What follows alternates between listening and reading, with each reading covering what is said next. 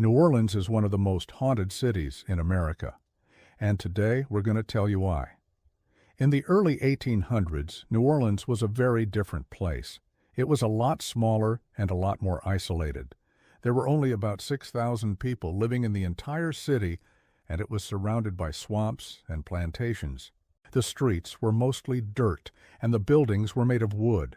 There was no real system of law and order, and the city was known for its debauchery and corruption. It was also incredibly hot and humid, and yellow fever was constantly spreading through the population.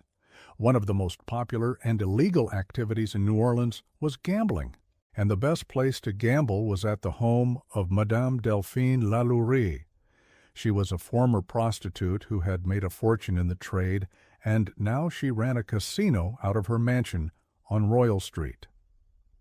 The house was a popular spot for the city's elite to come and gamble, drink, and have affairs, but it was also a front for a much darker activity. Madame Lalaurie was rumored to have ties to voodoo and black magic, and she was said to have used her powers to cheat at the roulette table. She would often win big, sometimes taking all the money at the table with her.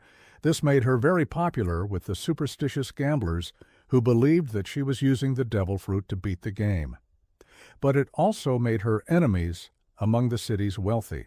They saw her as a threat and wanted her gone. One night in 1834, a group of men broke into Madame Lalaurie's house and beat her to death with an iron poker.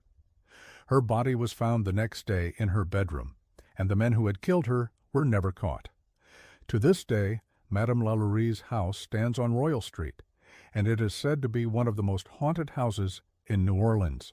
People have reported seeing the ghost of Madame Lalaurie, as well as hearing strange noises and feeling unexplained cold spots throughout the house, and that's why.